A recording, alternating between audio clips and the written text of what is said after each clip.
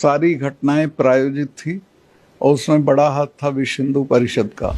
क्या है, बिट्टू बजरंगी और एक दूसरा है मोनू मानेसर। उनकी जो पोस्ट है वो इतनी भड़काने वाली हैं कि हम आ रहे हैं, हम तुम्हारे दामाद हैं, मालाएं तैयार रखना।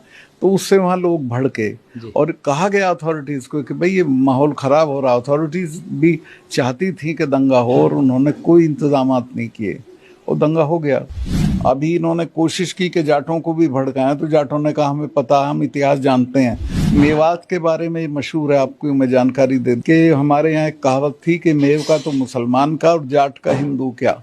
मतलब जाट हिंदुओं में सबसे ज़्यादा सेकुलर होता है और मेव मुसलमानों में सबसे ज़्यादा सेकुलर होता है। देश भर में मेवात में हुई नूह की हिंसा काफ़ी चर्चा में है। बहुत सारा जनधन की हानि हुई है, करोड़ों का नुकसान हो गया है, कई सारी बसें कारें फूंक दी गई है, कुछ लोगों की जान भी चली गई है और अफरा तफरी का माहौल है। उन सब के बीच से कुछ सुकून की खबरें भी आ रही है कि जहाँ पर वापस माहौल शांत किया जा रहा है। कुछ एक लोगों ने अपने अनर्गल बयानों से हिंसा भड़काई, उनको गिरफ्तार भी किया जा रहा है। सर, मेवात की विशेष रूप से नूह इलाके में जो हिंसा हुई है उसकी क्या वजह मानते हैं, किस तरीके का देश में वातावरण उसको फिर से शांत करके शांति और अहिंसा की ओर बढ़ना चाहिए? देखिए, वो सारी घटनाएं प्रायोजित थी और उसमें बड़ा हाथ था विश्व हिंदू परिषद का।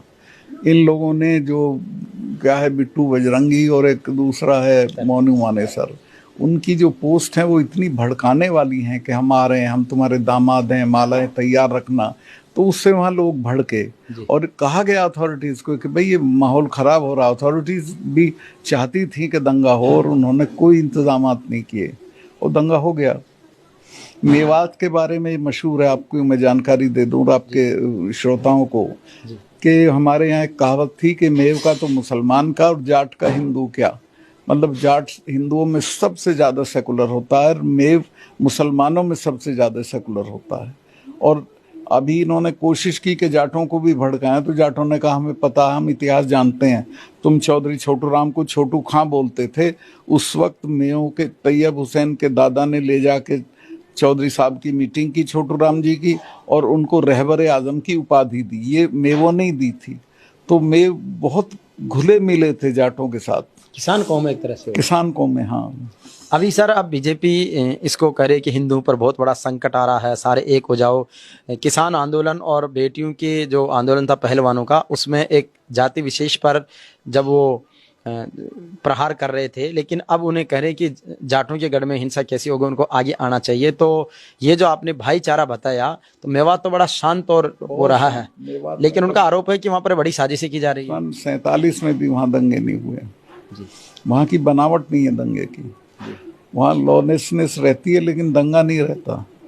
लॉलेसनेस तो इतनी कि जब बलबन का राज था तो भी दिल्ली के दरवाजे उनके डर से 6 बजे बंद हो जाते थे। जी, मतलब मेवात का जो है वो खौफ तो इतना है कि वहाँ पर कोई गलत हरकत नहीं कर सकता, और वो लेकिन वो शांति प्रिय हैं, उनमें किसी तरह की कोई कट्टरता नहीं है, वो किसान कौम है। और निश्चित रूप से तो ये एक बहुत बड़ा सच, जो इतिहास का सच है और वो चला आ रहा है। तो निश्चित रूप से सभी देशवासियों से अपील है कि इस बात को समझें और शांति व्यवस्था के साथ में राष्ट्र में रहें, ताकि हम उन्नति की ओर बढ़ सकें।